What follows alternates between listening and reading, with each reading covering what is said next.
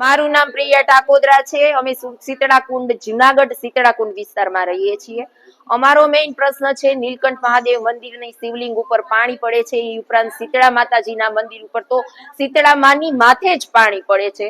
હવે આ બેન છે તે શીતળા માના વાઘા કેવી રીતે એના જીવના જોખમે બદલાવે છે, તો હવે એને કઈ પણ થાય તો એની જિમ્મેદારી કોની?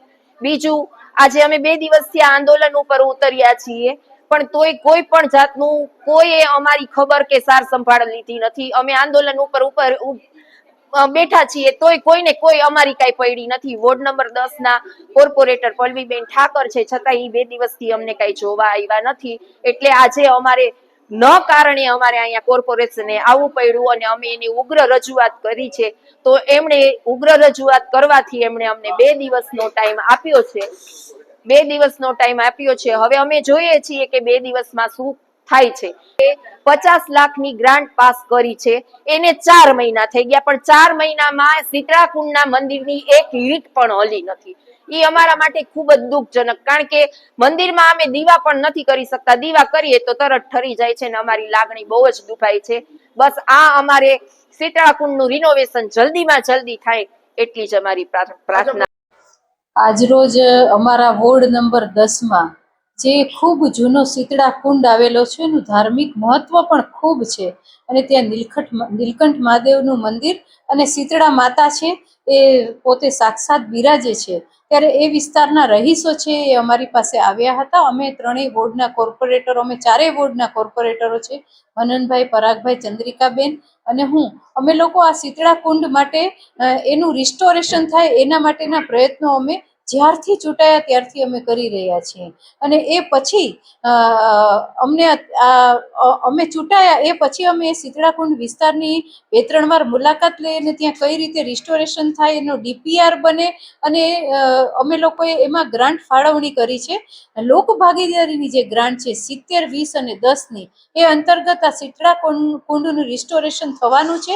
આજે ત્યાંના રહીશો છે એ બધા અમારી પાસે આવ્યા હતા। આ શીતળા કુંડ છે એનું ખૂબ સરસ રીતે આયોજન થાય, એનું રિસ્ટોરેશન થાય એટલા માટે આવ્યા હતા અને એ લોકોને અમે બાહેંધરી આપી છે કે એ લોકોનો જે કંઈ પણ ત્યાંના પ્રશ્નો છે એ પ્રશ્નો અમે તાત્કાલિક ઉકેલીશું। લગભગ શનિવાર સુધીમાં એ લોકોના જે પ્રશ્નો છે એનો ઉકેલ આવી જશે અને પછી ટૂંક સમયમાં અમે સ્ટેન્ડિંગ કમિટીની અંદર 26/5/26ના દિવસે અમે આ ઠરાવ કર્યો હતો અને એમાં દરેક વોર્ડના જે 70, 20, 10ના જે લોક ભાગીદારીના કામો છે એ લીધા હતા। એ અંતર્ગત આ શીતળા કુંડનું રિસ્ટોરેશન 50 લાખની કિંમતે અમે આ કામ કરવાના છીએ અને ટૂંક સમયમાં આ રિસ્ટોરેશન અમે કરીશું। બરસાણા વિપક્ષ નેતા, મહાનગરપાલિકા જુનાગઢ। આજે આપણે જોઈએ કે વોર્ડ નંબર જે 10 છે, જે સ્ટેન્ડિંગ કમિટી ચેરમેન અને શાસક પક્ષના જે નેતા છે, પદાધિકારીઓનો જ વોર્ડ છે। ત્યાં જ આપણે જોઈએ કે અતિ પૌરાણિક જે શીતળા કુંડ આવેલો છે, આ શીતળા કુંડમાં આજે જોઈએ કે છેલ્લા 1 વર્ષથી આ જર્જરિત હાલતમાં છે। મહાદેવનું જે અંદર મંદિર આવેલું એમાં પાણી પડે છે, અતિ પૌરાણિક જગ્યા છે, પરંતુ મહાનગરપાલિકા દ્વારા દર વખતે દાવાઓ કરવામાં આવે છે। શાસકો દ્વારા દાવા કરવા પત્રિકા બહાર પાડીને એવું કીધું કે આમાં કામ ચાલુ છે, પરંતુ હજી સુધી નક્કર કામગીરી ન થતા આ મંદિર જર્જરિત હાલતમાં છે। ઉપરથી પાણી પડે છે, ગમે ત્યારે મંદિરના પોપડા પડી અને ભાવિક ભક્તો ઉપર પડે એવી હાલત હતી। ત્યારે ત્યાંના સ્થાનિક મહિલાઓ અને આગેવાનો તમામ ત્યાં ઉપવાસમાં બેઠા છે હાલ। અને અત્યારે મહાનગરપાલિકા કચેરી સ્ટેન્ડિંગ કમિટી ચેરમેનને ચેમ્બર પાસે ઉપવાસમાં બેઠા હતા, ત્યારે ચેરમેન દ્વારા એવું 3 થી 4 દિવસમાં કામગીરી ચાલુ કરવામાં આવશે તેવી બાહેંધરી આપેલી છે। ત્યારે હાલ આ લોકોનો ઉપવાસ આંદોલન તો ચાલુ જ રહેશે જ્યાં શીતળા કુંડ છે, જ્યાં સુધી કામગીરી નહીં થાય।